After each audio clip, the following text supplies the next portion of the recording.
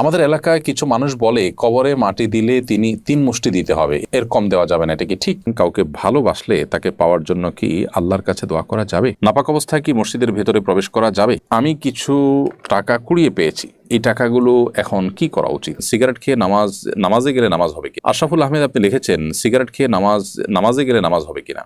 ভাই আশরাফুল, আপনি ধূমপান করেছেন, অবশ্যই সেটা একটি অপরাধ, গুনাহের কথা।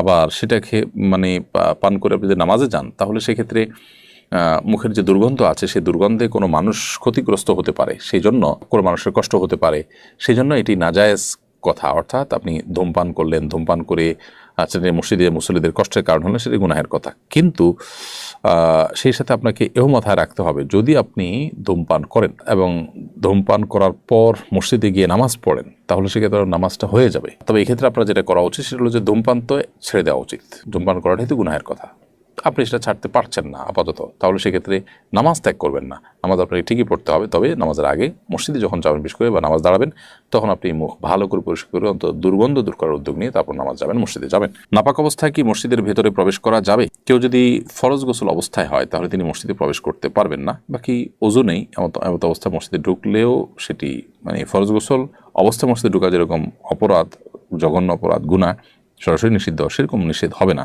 তবে ওযু করে পবিত্র অবস্থায়, অর্থাৎ ওযু অবস্থাতে মসজিদে অবস্থান করা উচিত, এটা মসজিদের আদব, মসজিদের শিষ্টাচার।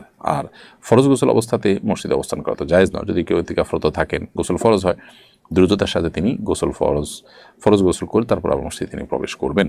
আর গোসল ফরজ হলে সে অবস্থাতে তিনি মসজিদে প্রবেশ করবেন না, কারণ মসজিদ এটি পবিত্র জায়গা এবং পবিত্র লোকদের জন্য বিধায় এ ধরনের অপবিত্রতা এটা নিয়ে মসজিদে প্রবেশ করা গুনাহের কাজ। আব্দুর রহমান আপনি লিখেছেন, আমি কিছু টাকা কুড়িয়ে পেয়েছি, এই টাকাগুলো এখন কি করা উচিত? মসজিদে দিব নাকি গরিব লোককে দিব? আপনি কুড়িয়ে পাওয়া টাকার মালিক খোঁজ করবেন। মালিক খোঁজ করে যদি পাওয়ার সম্ভাবনা না থাকে, তাহলে সেক্ষেত্রে কোনো গরিব দুঃখীকে দান করে দিবেন মালিকের পক্ষ থেকে। বাধ্যবাধকতাও নেই, আপনি কোদাল দিয়ে দিতে পারেন, অন্য কোনোভাবে দিতে পারেন। মৃত ব্যক্তিকে দাফন করা ফরজে কিফায়া, সমাজের কিছু মানুষ যদি সেটি করেন সবার তরফ থেকে সেটি আদায় হয়ে যায়। অতএব মৃত ব্যক্তিকে দাফন করার এই কাজে আপনি শরীক হলেন, একটু মাটি দিলেন, এটা সবের কাজ, সেটা আপনি করেন। বাট আপনার এটা মাথায় রাখা দরকার যে 3 মুষ্টি দিতে হবে, এরকম কোনো বাধ্যবাধকতার কথা কোরআন বা সুন্নাহর কোথাও বলা হয়নি। রাজু ইসলাম রাজু লিখেছেন, কাউকে ভালোবাসলে তাকে পাওয়ার জন্য কি আল্লাহর কাছে দোয়া করা যাবে? ভাই রাজু ইসলাম, কাউকে যদি আপনি ভালোবাসেন, কাউকে পছন্দ করেন, বিয়ের আগে যে পছন্দ করাটা, এই পছন্দ করা এক জিনিস আর ভালোবাসা আরেক জিনিস। পছন্দ করলেন সেটিতে হতেই পারে, তাহলে আল্লাহর কাছে বললেন যে আল্লাহ অমুককে আমার কাছে দিনদার মনে হয়, আমি তাকে পেতে চাই।